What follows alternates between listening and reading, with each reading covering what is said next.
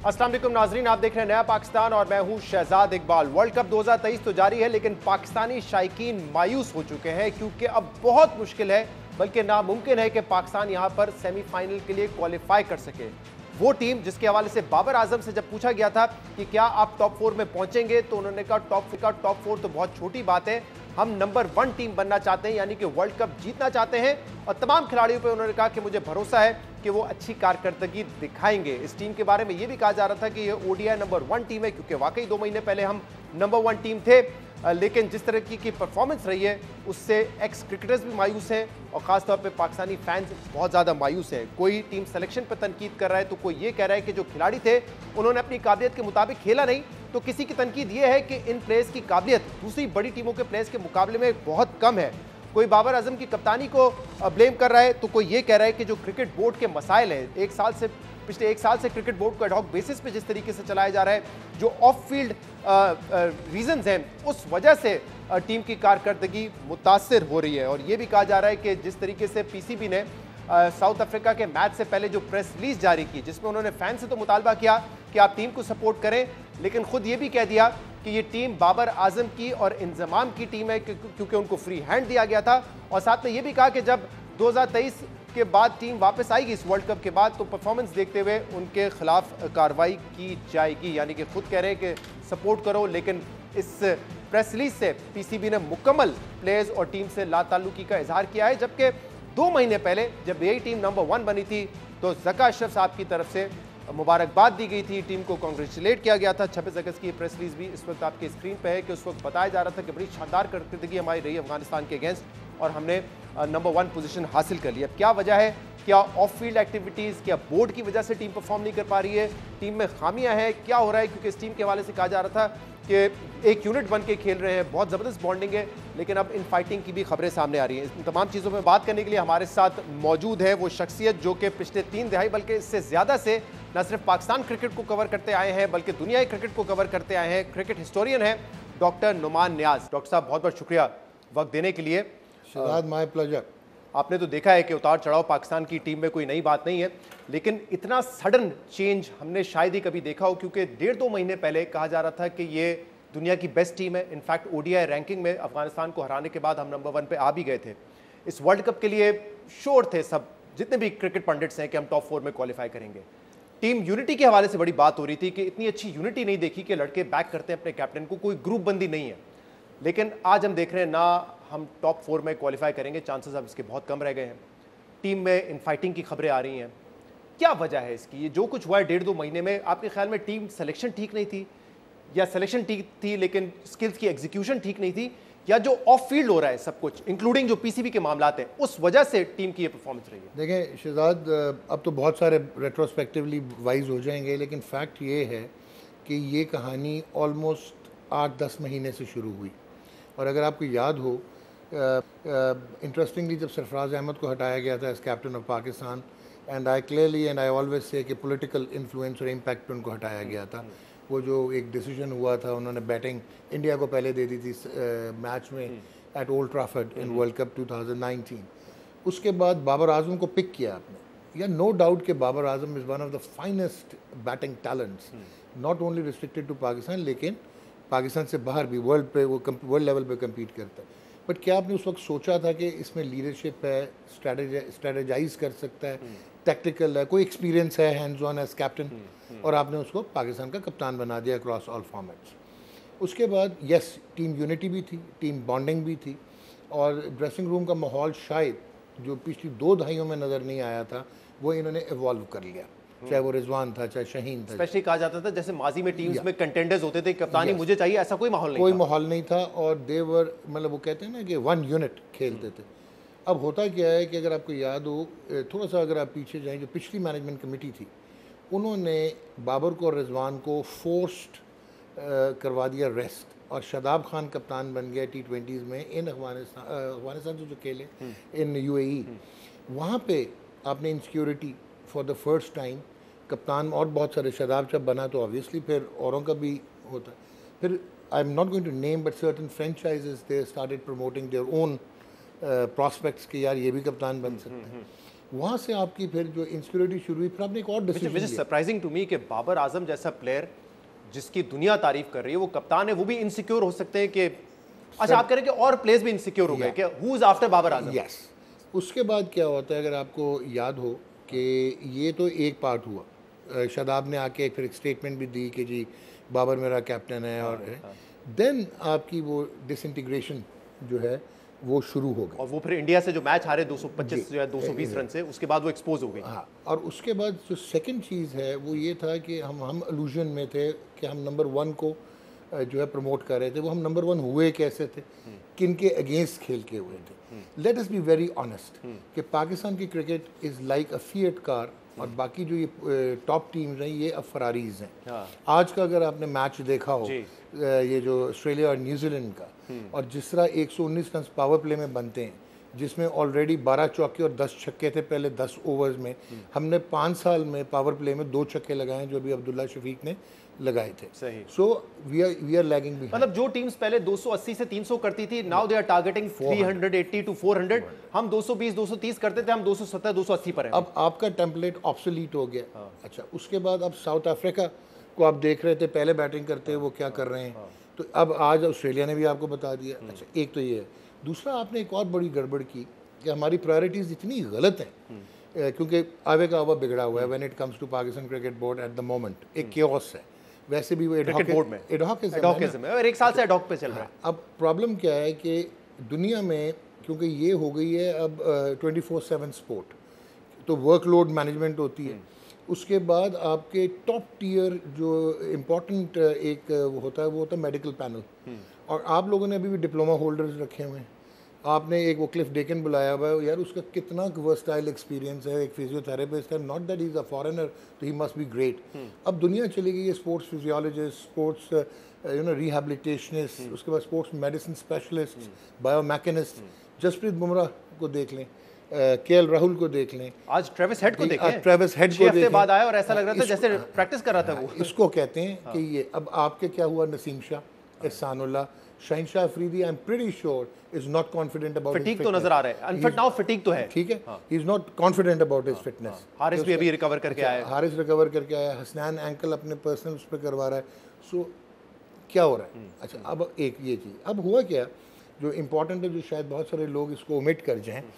आपने बाबर आजम, एक तो सक्सेसफुल बहुत हुआ एज ए बैट्समैन, आईसीसी का नंबर 1 हो रहा है, यू नो, वनडे का हो रहा है, फलाना हो रहा है, टीम में आ रहा है आईसीसी की। क्या आपने उसकी मैनेजमेंट की? He started becoming too powerful, और जब पावर सेंट्रिक आप हो जाते हैं तो फिर 2 तलवारें एक म्यान में नहीं रहती। Then he started dictating. अब आपने T20 के बहुत सारे player, like Shadab Khan is a gun player in T20। आप T20 में तो लिखेंगे उसका नाम, बट उसने कितनी फर्स्ट क्लास क्रिकेट खेली है। इज़ ही इसको कन्वर्ट होना चाहिए इनटू वनडे, उसमें बनता है या नहीं बनता?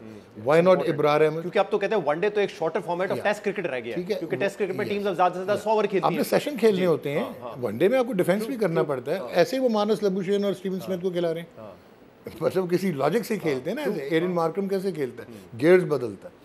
अच्छा, फिर आपने ना इंफ्रास्ट्रक्चर रखा हुआ था ना। अच्छा, अब अगेन बोर्ड जो है वो बिल्कुल, अच्छा मैं चाहता हूँ पहले जरा बोर्ड पे हम बात करें। ये मेरे सामने प्रेस रिलीज है 26 अगस्त की। ज़का अशरफ साहब इसमें कहते हैं कि कांग्रेचुलेशंस, पाकिस्तान टीम दुनिया की नंबर 1 टीम बन गई है, और read the words, this outstanding feet comes on the heels of a sensational 3-0 victory over Afghanistan.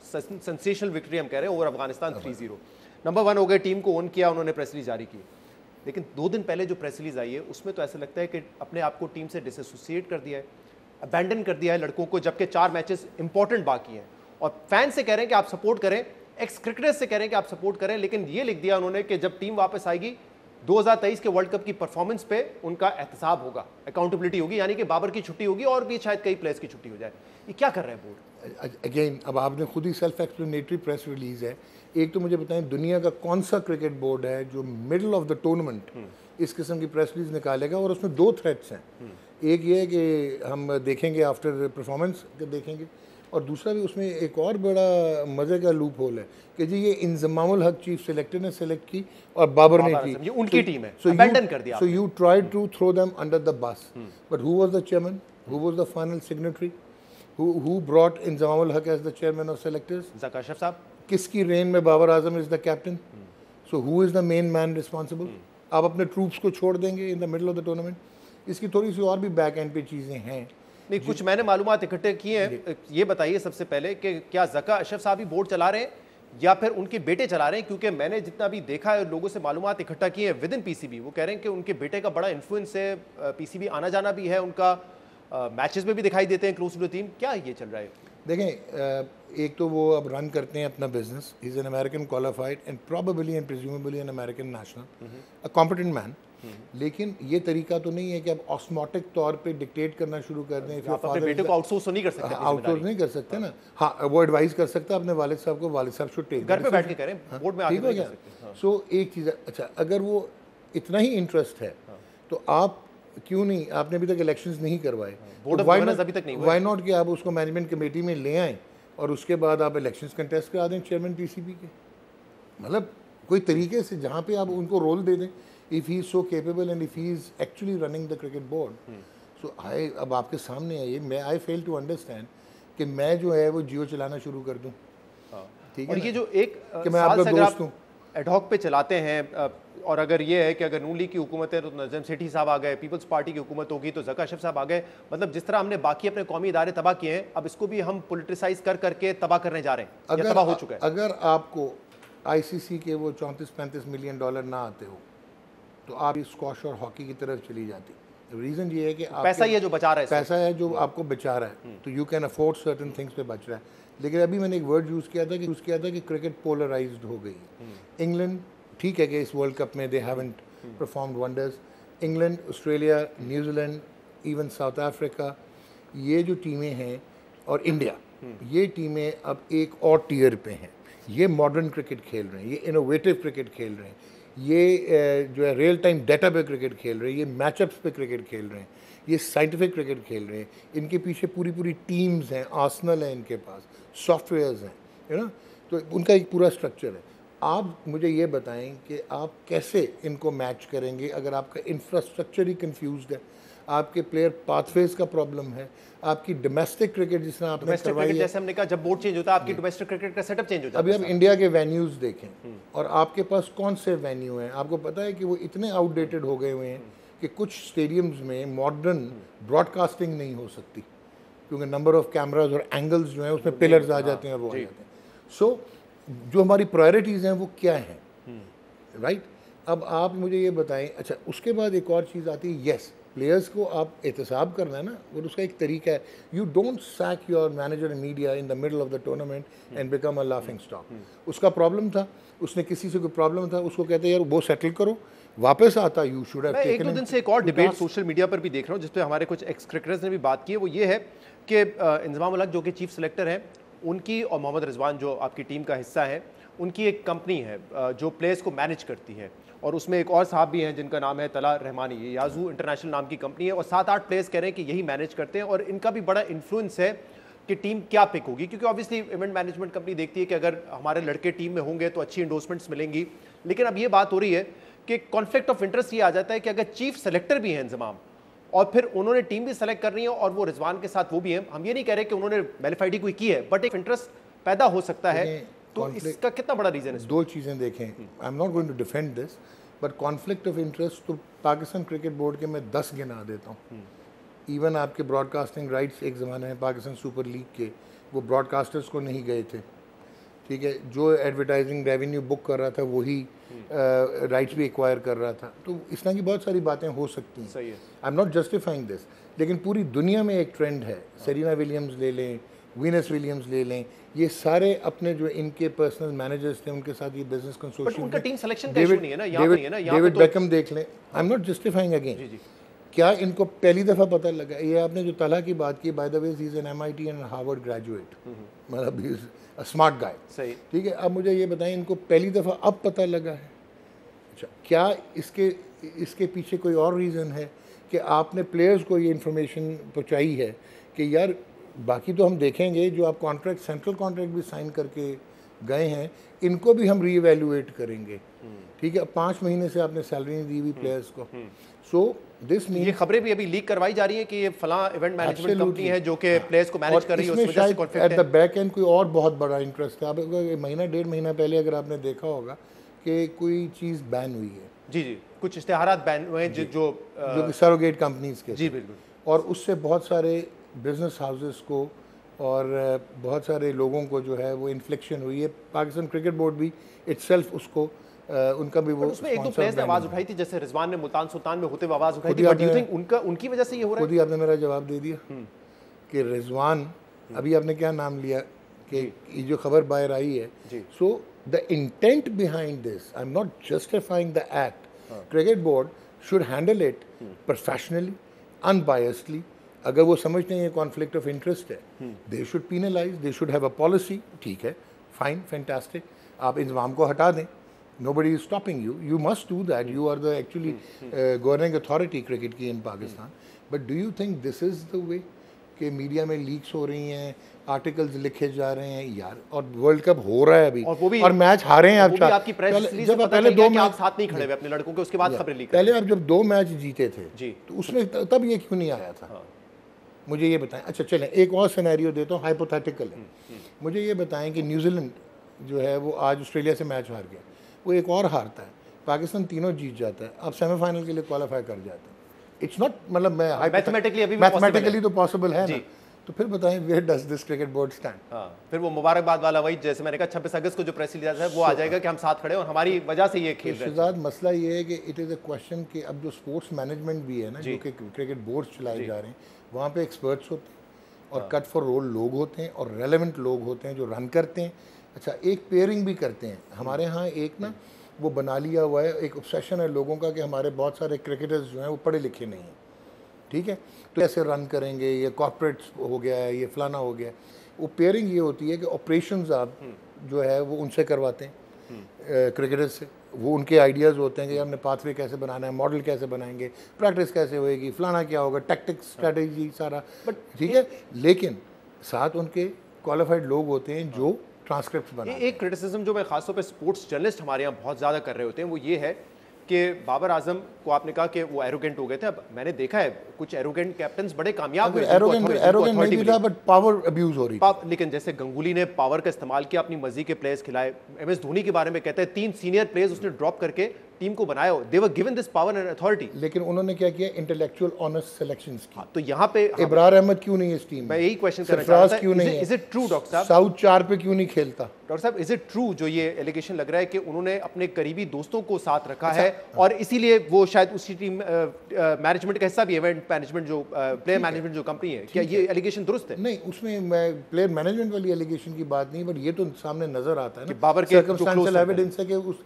चले मैं ये भी कहता हूँ उसकी नीयत खराब नहीं थी, बट मैं यहाँ ट्रस्ट करता हूँ, ठीक है, हाँ, मैं चलें वो ट्रस्ट अपनी कंफर्ट जोन में किसी और को आने नहीं दिया। अब मुझे बताएं कि वसीम जूनियर ने, ठीक है कि कल अपनी he gave his maximum, cramps उसको पड़ गए, ह्यूमिड था, मतलब जो चीज हम 5 मैच में नहीं कर सके, ball with in the stumps on Indian wickets, जहां बॉल बैठता है। अच्छा, अब आप मुझे बताएं कि शादाब का आपको क्या, कैसे श्योरिटी थी कि वो 10 ओवर्स जो है वो ब्रेक भी करेगा, आउट भी करेगा? पाकिस्तान क्रिकेट का प्रॉब्लम क्या है? Middle over batting and middle over bowling. Sir बहुत सारे problems, I want to discuss those problems with you कि मुझे तो पूरा ही टेम्पलेट नहीं नजर आता। ऊपर से भी हम कहते हैं कि स्लो खेलेंगे, यानी कि अगर आप फखर जमान को भी खिलाते हैं तो आप उसको भी बोलते हैं नहीं तुमने विकेट नहीं देनी है। फिर मिडिल ओवर में आप कहते हैं हम अक्यूमुलेट करेंगे, एंड में आपके पास कोई क्लासन जैसे या मैक्सवेल जैसे फिनिशर नहीं है, तो वहाँ पे भी आप जो है अक्यूमुलेट ही कर रहे होते हैं। तो मतलब उस टेम्पलेट पे हम कैसे जीत सकते हैं? हम शायद 345 करके एक दफ़ा श्रीलंका से जीत जाए, बट कंसिस्टेंटली इस बैटिंग के साथ जिसके पास वो रिसोर्सेज और फायर पावर नहीं है, हम 300 350 नहीं कर सकते। Absolutely true. मैंने ये इररिलेवेंट होता जा रहा है टेम्पलेट। अच्छा, सेल्फिश, इनसिक्योर, आपको बैटिंग में भी दिखती है इनसिक्योरिटी।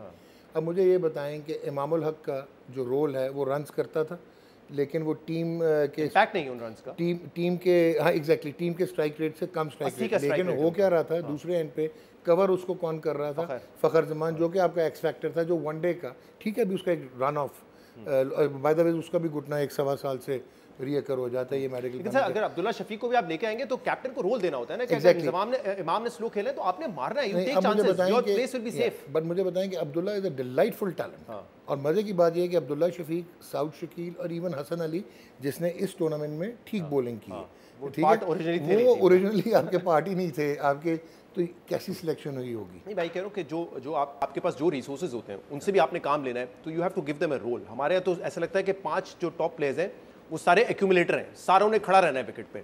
मैं पढ़ रहा था Eoin Morgan Jason Roy team का हिस्सा नहीं है, उसको ये लाइसेंस दिया गया था तुम्हें जितना फेल होना है फेल हो, but we have faith in you. और वो 3 सीरीज तक फेल हुआ, चौथे में परफॉर्म किया उसने, तो ये लाइसेंस हम क्यों नहीं दे सकते? क्या कैप्टन खुद इनसिक्योर होता है इसलिए वो दूसरे को यार, एश्योरिटी आप नहीं दे सकता? मुझे बताएंगे कि सोशल मीडिया पे 6 ट्वीट्स आती हैं तो उस पर क्रिकेट बोर्ड का रिस्पांस आ जाता है, तो इसके लिए प्रेशर सस्टेन कौन करेगा?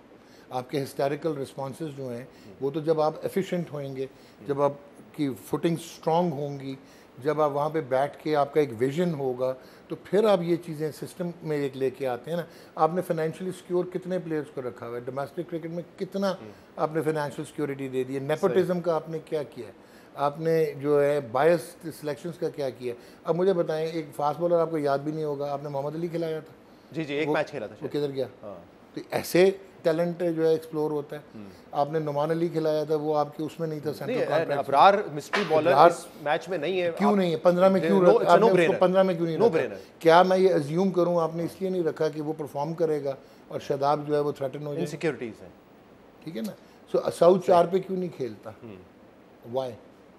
रिजवान रिजवान ने ने खेलना है 4 चार पे, रिजवान ने क्यों खेलना है? वो 5 पे क्यों नहीं खेल सकता? सही। अभी भी बेस्ट इस वर्ल्ड कप में भी जो strike rate against the spinners है 103 का, वो साउथ का। हाँ, और कल भी हमने देखा कि पहले क्रिटिसिज्म ये हो रहा था आपने इफ्तिखार को रोक के रखा, सिर्फ 27 बॉलें खेली उसने अफगानिस्तान के सामने, लेकिन यहाँ पर आपने उसको फिर 4 पे भेज दिया जब 17 ओवर थे। बट डॉक्टर साहब बहुत बहुत शुक्रिया, आपने एक होप दी इस प्रोग्राम के जरिए कि मैथमेटिकली अब भी पाकिस्तान सेमीफाइनल के लिए क्वालिफाई कर सकता है। दुआ हमारी यही है कि ऐसा हो, बट आपसे आगे भी बात करते लेकिन आपको मैं रहेंगे। How do जाते-जाते we- ये कहूँगा कि complete infrastructural and managerial overhaul चाहिए।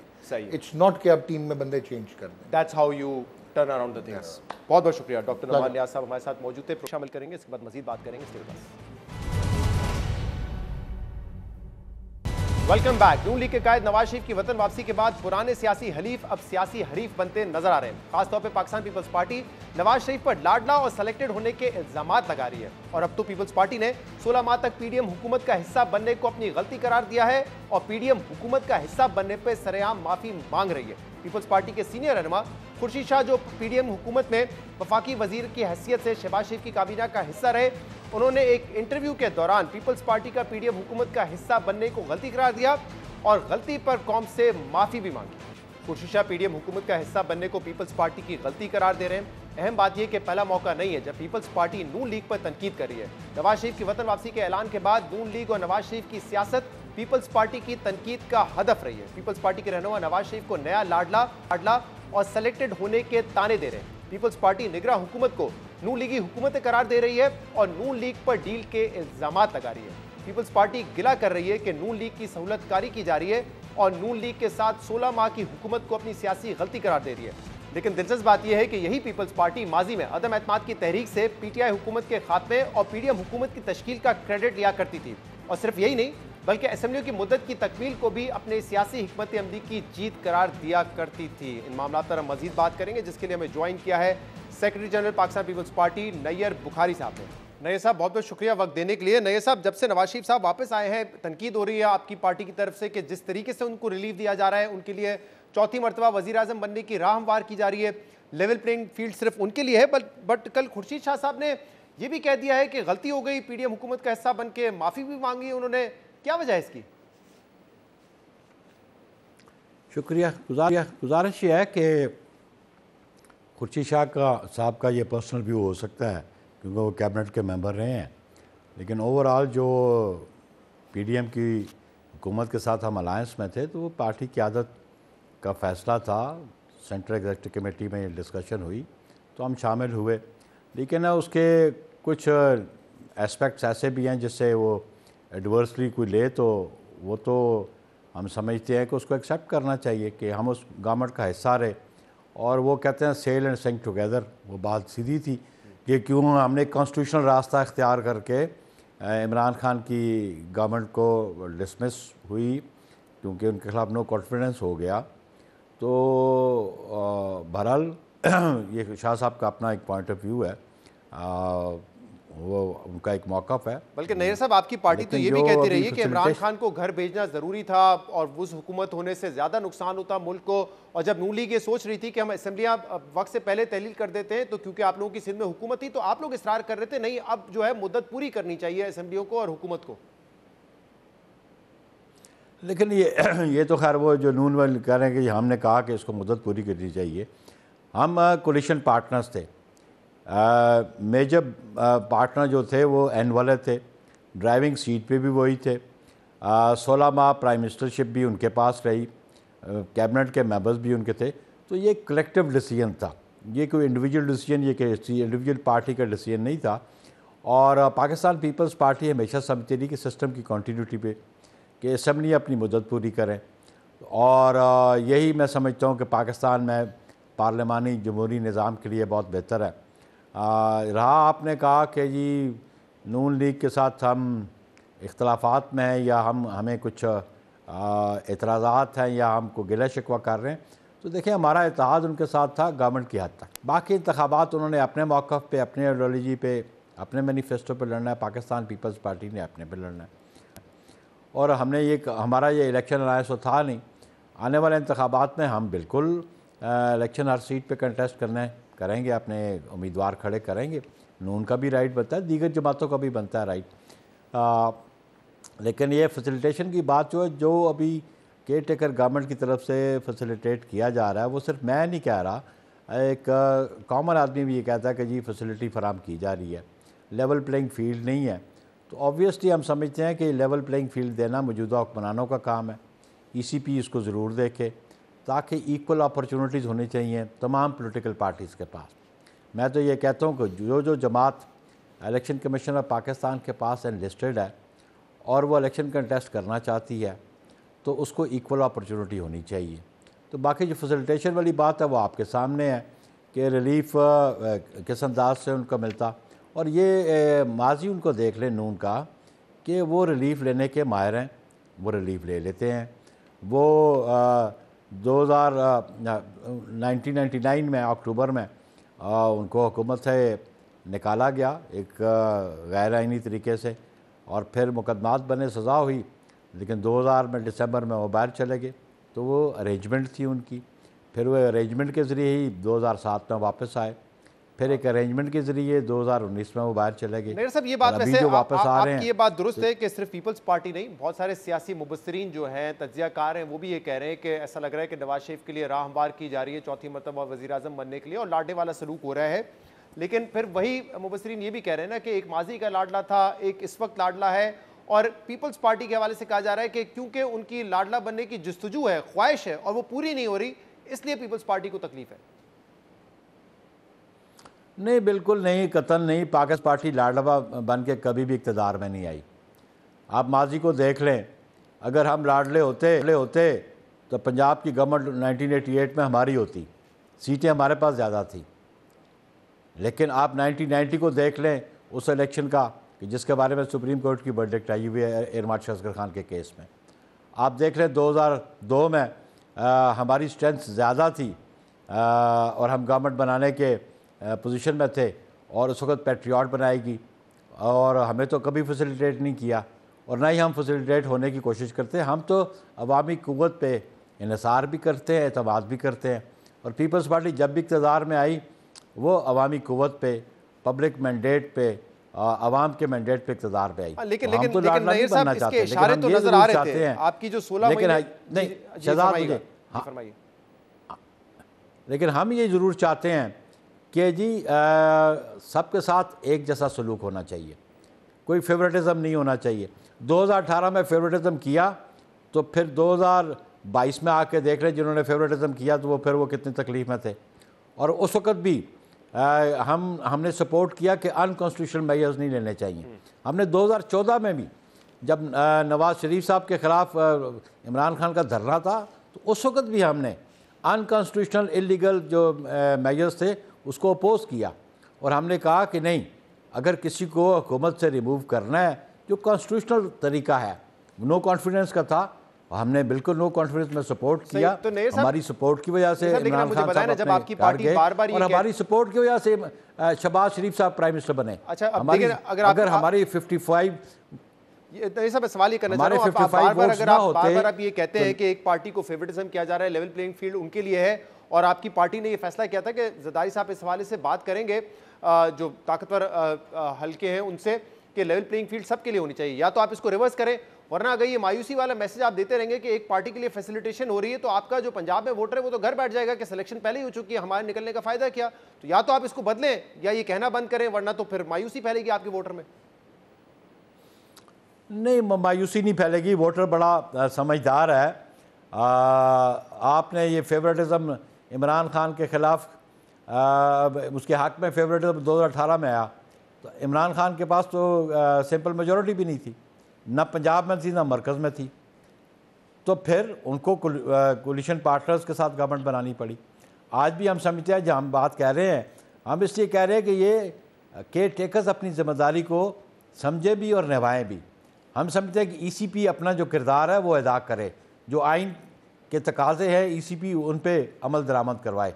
बाकी रिज़ल्ट्स जो भी आएंगे मैं समझता हूँ कि उन रिज़ल्ट्स के सामने रखते हुए फिर गवर्नमेंट्स बनेगी, किसकी गवर्नमेंट बनेगी ये आने वाले इंतखाबात के नताज बताएंगे। लेकिन ये इस निगरान हुकूमत से आपने आने वाले इंतखाबात के नताज बताएंगे कि ज्यादा उम्मीदें नहीं लगा ली आपने निगरान हुकूमत से, क्योंकि देखिए 16 महीने की जो आपकी हुकूमत थी उसमें हम भी यही कह रहे थे कि बहुत सारे ऐसे इकदाम लिए जा रहे हैं जो गैर जमहूरी हैं। आप आज तो आप अवाम की ताकत की बात करें, लेकिन देखें ना 16 महीने में ऐसे कई कवानीन पास हुए जो कि जमहूरियत के खिलाफ थे। केयर टेकर हुकूमत को मजबूत करने में आपने किरदार अदा किया, और कई मुतनाज़ा बिल पास हुए। उस वक्त सब कह रहे थे कि इससे जमहूरियत को नुकसान होगा। आपके अपने लोग रज़ा रब्बानी साहब हो, फरदुल्लाह बाबर साहब हो, वो कह रहे थे कि हम क्या कर रहे हैं। तो आज आपको एहसास हो रहा है कि अभी 16 महीने में कुछ ऐसी गलतियाँ की हैं, गैर जमहूरी इकदाम उठाएं आप लोगों ने। कानून साजी इख्तियार है पार्लियामान का, और उसके लिए मेजॉरिटी आपको चाहिए होती है, और वो मेजॉरिटी जो गवर्नमेंट थी उसके पास थी, और वो भी जो सिंपल लेजिस्लेशन में उसको लिए जो हाउस में लोग मौजूद हो उसकी मेजॉरिटी चाहिए, सिवाय इसके कि आपको कॉन्स्टिट्यूशनल अमेंडमेंट के 2/3 चाहिए। तो ऑब्वियसली जब फैसले होते थे तो मेजॉरिटी डिसीजन होते थे, और हम जमहूरियत में बिलीव करते हैं, हम उस कैबिनेट में भी थे, हम उस गवर्नमेंट में भी थे, और जो मेजॉरिटी डिसीजन थे भला हमें वो पसंद हो ना हो, हमें वो एक्सेप्ट करने पड़ते थे कि हम जमहूरी अंदाज में हुकूमत को भी चलाना चाहते थे, हम जमहूरी अंदाज में उस कोलिशन पार्टनरशिप को भी चलाना चाहते थे। जो कवानीन आप समझते हैं, लेकिन आपने पिन पॉइंट नहीं किया, जो अभी रिसेंटली एडजुडिकेशन हुई है सुप्रीम कोर्ट लेवल पे, वो आपके सामने है। मसलन ये practice and procedure supreme court का जो था एक्ट, आपको देख लें, वो एक बिल्कुल लॉ जो नैब का था वो जो सेट असाइड हुआ, उसके लिए भी अब नए प्रोसीजर के तहत उसके खिलाफ अपील जो है प्रोवाइडेड है, वो अपील फाइल होगी। तो कानून साजी ना आपका इख्तियार है न किसी और स्टेट ऑर्गन का, सिवाय पार्लियामेंट के। अगर पार्लियामेंट कम्पिटेंट है कि जिस किस्म की कानून साजी करती है, और ये इख्तियार मैं समझता हूँ जुडिशरी के पास भी नहीं है। जुडिशरी इंटरप्रेट ज़रूर कर सकती है, लेकिन जुडिशरी के पास ये इख्तियार नहीं है कि वो कानून साजी करे, वो आइन में अमेंडमेंट करे। नैब इसलिए ये इख्तियार खुली तौर पे पार्लियामेंट के पास है। तो आपने बात की, लेकिन जो आपकी पार्टी से मैंने जो नाम लिया, रिस्पेक्टेड नाम फरदुल्लाह बाबर, रज़ा रब्बानी साहब और सेनेटर्स, वो तो बात कर रहे थे कि ऑफिशियल सीक्रेट एक्ट को अमेंड करने की इस वक्त जरूरत क्या, आर्मी एक्ट को क्यों अमेंड कर रहे हैं, केयर टेकर हुकूमत के पावर्स को क्यों आप बढ़ा रहे हैं, ये ना करें, उस पर तनकीद कर रहे थे आपके लोग ही। बात यह है कि रज़ा रब्बानी साहब उसके अगेंस्ट वोट दे देते ना। अगर ऐसी बात थी तो वो तो पार्लियामेंट कैसा थे, उसके खिलाफ वोट दे देते। बात कानून साजी के, मैंने कहा कि हम कैबिनेट में बैठे थे, हम गवर्नमेंट में बैठे थे, और इसमें सिर्फ अकेले हम नहीं थे, और जो कंसेंसस कैबिनेट में डेवलप होता था हमारी क़यादत मौजूद होती थी। और अगर रज़ा रब्बानी साहब को इस पर डिफरेंस ऑफ ओपिनियन था तो पार्टी के अपने फोरम पे बात करते। सही। अगर बात नहीं की थी उस लेजिस्लेशन के हवाले से वो अपोज कर देते। बहुत बहुत शुक्रिया, बहुत बहुत शुक्रिया। नैयर बुखारी मौजूद थे। प्रोग्राम में एक ब्रेक शामिल करेंगे। गजा में इस वक्त क्या सूरत हाल है, कल की रात गजा के शहरियों के लिए बदतरीन रात थी, क्या हुआ है कल, उसकी मुकम्मल अपडेट आपको देंगे। हमारे साथ रहिएगा।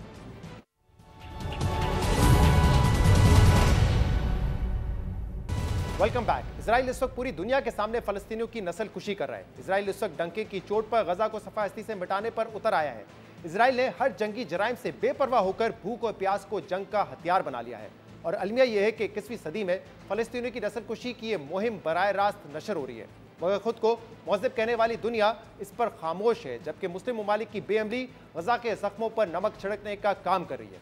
पिछले 3 हफ्तों से गजा के अवाम को जिस क़यामत खेज सूरत हाल का सामना है वो बैनुल-अक़वामी मीडिया और सोशल मीडिया के जरिए दुनिया तक पहुंच रही थी, मगर कल की रात गजा वालों पर अब तक की सबसे भारी रात थी। कल रात इजरायली फोर्सेस ने पूरे गजा का राब्ता दुनिया से मुनक़ता कर दिया।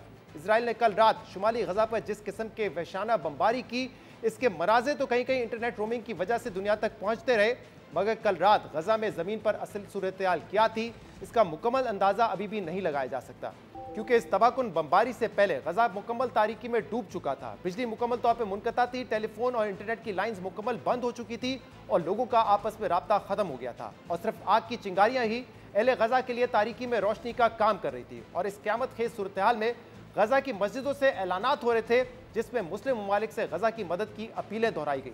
कल रात गजा में जो कुछ हुआ उसके मनाजिर आपने देखे। बैनुल-अक़वामी मीडिया के मुताबिक इजराइल ने कल रात गजा में तीसरी बार जमीनी कार्रवाई की और अपने ग्राउंड ऑपरेशन को वसी कर दिया। इजराइल फोर्सेस का दावा है कि इजरायली जंगी तैयारियों ने कल रात शुमाली गजा में 150 ज़ेर ज़मीनी अहदाफ को निशाना बनाया। जिन मकामात को निशाना बनाया गया उनमें दहशतगर्दी की सुरंगें, ज़ेर ज़मीन जंगी मकामात और ज़ेर ज़मीन इंफ्रास्ट्रक्चर शामिल है। इजराइल ने इस कार्रवाई में हमास के मुतअद्दिद मुज़ाहमतकारों को भी मारने का दावा किया है, जबकि दूसरी तरफ हमास ने भी कल रात होने वाली ज़मीनी झड़पों की तस्दीक करते हुए कहा है कि इजराइल से इस वक्त खूनरेज़ झड़पें जारी हैं। हमास ने इजरायली फ़ौज का 3 तरफ से ज़मीनी हमला नाकाम बना दिया है। इजराइल कई महाजों पर फ़लस्तीनी मुज़ाहमत के जाल में फंस गया है। अहम बात यह कि इजराइल का यह दावा है कि वो सिर्फ हमास के ठिकानों को निशाना बना रहा है, मगर इसके ये दावे हक़ाइक़ के बिल्कुल बरक्स हैं, क्योंकि फ़लस्तीनी वज़ारत सेहत के मुताबिक गजा पर जारी इजराइल के दहशताना हमलों में अब तक 7,700 से ज़्यादा फ़लस्तीनी शहरी शहीद हो चुके हैं, जिसमें बच्चों की तादाद 3,595 है। अक़वाम मुत्तहिदा के ज़ैली तंजीम यूनिसेफ ने कल अपने एक बयान में दुनिया को इस बहरान की संगीनी का एहसास दिलाते हुए कहा है कि गजा में 10 लाख बच्चों के लिए कल रात नाकाबिले बयान वहशत की रात थी, जिस पर यूनिसेफ इंतहाई फिक्रमंद है। इजराइल ने इंतकाम और नफरत की आग में हर हद और हर रेड लाइन पार कर दी है। गजा के बिलखते बच्चे दुनिया के बेहसी पर सवाल उठा रहे हैं। गजा के इन बच्चों का दुनिया से गिला है कि वो जवान नहीं होते, क्योंकि इजराइल उन्हें जवानी तक पहुंचने से पहले ही कत्ल कर देता है। अहम बात यह कि सऊदी अरब, कतर, तुर्की और पाकिस्तान समेत दुनिया के कई मुस्लिम ममालिक 3 हफ्तों से गजा में जंग बंदी का मुतालबा कर रहे हैं, मगर अमरीका गजा में जंग बंदी में बार बार रुकावट बना हुआ है और बार बार सलामती काउंसिल की जंग बंदी की करारदादों को वीटो कर देता है। अक़वाम मुत्तहिदा की जनरल असम्बली ने कल गजा में जंग बंदी से मुतल्लिक़ करारदाद मंजूर की, जिसकी 120 ममालिक ने हिमायत की, मगर अमरीका समेत 14 अरकान ने इस करारदाद की भी मुखालफत की और इजराइल ने जनरल असम्बली का जंग बंदी का मुतालबा मुस्तरद कर दिया। दूसरी तरफ अक़वाम मुत्तहिदा के सेक्रेटरी जनरल एंटोनियो गुतेरेस ने एक बार फिर फौरी जंग बंदी का मुतालबा करके दुनिया से दर्दमंदाना अपील की है। सेक्रेटरी जनरल ने कहा है कि यह सच्चाई का लम्हा है, सब अपनी जिम्मेदारियां अदा करें, तारीख हम सब का फैसला करेगी। अहम बात यह है कि अक़वाम मुत्तहिदा के सेक्रेटरी जनरल ने 3 रोज़ पहले भी हालिया तनाज़े से मुतल्लिक़ एक इंतहाई अहम सवाल उठाए थे, जिस पर इजराइल ने अक़वाम मुत्तहिदा के सेक्रेटरी जनरल को भी धमकियां देते हुए उनके इस्तीफे का मुतालबा किया और अक़वाम मुत्तहिदा के अहदेदारों को वीज़ा देने से इनकार कर दिया। जबकि अक़वाम मुत्तहिदा के सेक्रेटरी जनरल ने फौरी जंगबंदी का मुतालबा करते हुए सिर्फ ये कहा था कि हमास का हमला खला में नहीं हुआ, फ़लस्तीनी अवाम 56 साल से कब्जे की घुटन भरे माहौल में ज़िंदगी गुजार रहे हैं। मगर इजराइल के एहतजाज पर एंटोनियो गुतेरेस को इस बयान की वजाहत जारी करना पड़ी, लेकिन उन्होंने दुनिया के सामने जो सवाल रखा था वो हालिया तनाज़े की जड़ को समझने के लिए बहुत ज़रूरी है। अहम बात यह कि पिछले 3 हफ्तों में इजराइल अस्पतालों पर हमले, 825 खानदानों के इज्तिमाई कत्ल और भूख और प्यास को हथियार के तौर पर इस्तेमाल करने समेत मुख्तलिफ जंगी जराइम और आलमी कवानीन की खिलाफ वर्जियाँ कर चुका है, लेकिन इसका मुसलसल ये दावा है कि वो ये सब कुछ सेल्फ डिफेंस और रद्द अमल में कर रहा है। इसलिए दुनिया को इजराइल की नहीं बल्कि हमास के हमलों की मजम्मत करनी चाहिए। मगर यहाँ सवाल ये है कि क्या इजराइल गजा पर जो क़यामत ढा रहा है वो रद्द अमल है, या हमास ने 7 अक्टूबर को जो किया वो रद्द अमल था?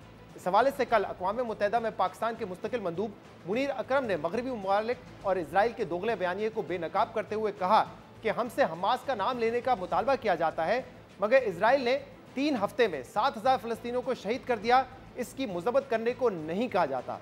7 अक्टूबर को होने वाले हमले नहीं बल्कि इजराइल का कब्जा ही असल गुनाह है जो इस सारे बुरहान की जिम्मेदार है। अक़वाम मुत्तहिदा में पाकिस्तान के मुस्तकिल मंदूब पूरी कौम की तर्जुमानी कर रहे थे। इजराइल का यह दावा कि वो सब कुछ रद्द अमल में कर रहा है सरासर झूठ और बेबुनियाद है, क्योंकि जिस सेहूनी तहरीक ने 1948 में इजराइल की बुनियाद रखी और फलस्तीनियों के घरों और ज़मीनों पर कब्जे करके रियासत के क़याम का ऐलान किया, उसका शुरू से ये स्टेटेड क्लेम है कि खुदा ने यह सरजमीन सिर्फ यहूदियों के लिए मुख्तस कर दी है। 2000 सालों से यहूदी इस सरजमीन के असल बाशिंदे हैं, इसलिए इस ज़मीन को फ़लस्तीनी सरजमीन नहीं कहा जा सकता। इजराइल और फ़लस्तीन तनाज़े की असल वजह इजराइल का यही दावा है। इजराइल के फ़लस्तीन पर कब्जे के बाद से अरब ममालिक और इजराइल के दरमियान 3 जंगें हो चुकी हैं, जिसमें अरब ममालिक की नाकामी हुई है, जिसके बाद से इजराइल मुसलसल फ़लस्तीनी इलाकों पर कब्जा बढ़ाते जा रहा है। अक़वाम मुत्तहिदा की मुख्तलिफ करारदादें फ़लस्तीन और इजराइल के दरमियान होने वाले मुख्तलिफ मुआहदे ये तय कर चुके थे कि मशरक़ी जेरूसलम, वेस्ट बैंक और गजा पर मुश्तमिल फ़लस्तीनी रियासत कायम की जाएगी। मगर इजराइल ने आज तक किसी एक मुआहदे या करारदाद पर अमल नहीं किया, बल्कि पिछले कुछ सालों में इजराइल ने तमाम बैनुल-अक़वामी कवानीन की खिलाफ वर्जी करके वेस्ट बैंक की कई फ़लस्तीनी बस्तियों पर भी कब्जा कर लिया है और इस वक्त फ़लस्तीनी अपने ही सरजमीन पर दूसरे दर्जे के शहरियों की तरह ज़िंदगी गुजारने पर मजबूर हो गए हैं, जिसे दौरे जदीद का अपार्थाइड निज़ाम कहा जाता है। सिर्फ यही नहीं, इजरायली फोर्सेज हर कुछ अरसे बाद मस्जिद अक्सा की बेहुरमती करते हैं। बच्चों और जवानों को मस्जिद में दाखिले से रोका जाता है। फ़लस्तीनियों को मस्जिद अक्सा के अहाते में शहीद किया जाता है। अहम बात यह कि इजराइल हमास के हमलों को गजा पर अपने हमलों का जवाब बनाता है, मगर बैतुल मुक़द्दस और वेस्ट बैंक में हमास का सिरे से कोई नामो निशान नहीं है। लेकिन इसके बावजूद इजराइल रवा साल सिर्फ वेस्ट बैंक में 250 से ज़्यादा फ़लस्तीनियों को शहीद कर चुका है और पिछले 3 हफ्तों में 1,500 फ़लस्तीनियों को गिरफ्तार किया जा चुका है। अलमिया यह है कि फ़लस्तीनियों को अपने ही मुल्क में हर रोज़ जिस नस्ल परस्ती का सामना करना पड़ता है, दुनिया के किसी और मुल्क में अगर ऐसा होता तो पूरी दुनिया अब तक उस मुल्क पर माशी और सिफाती पाबंदियाँ लगा चुका होता। मगर लगता है कि इजराइल को ये सब कुछ भी माफ़ है और शायद इसी सूरत हाल की वजह से अक़वाम मुत्तहिदा के सेक्रेटरी जनरल को यह कहना पड़ा था कि 7 अक्टूबर को जो हुआ वो खला में नहीं हुआ। फ़लस्तीनी घुट घुट कर ज़िंदगी गुजारने पर मजबूर है। आज के प्रोग्राम में इतना ही। इजाज़त दीजिए। अल्लाह हाफ़िज़।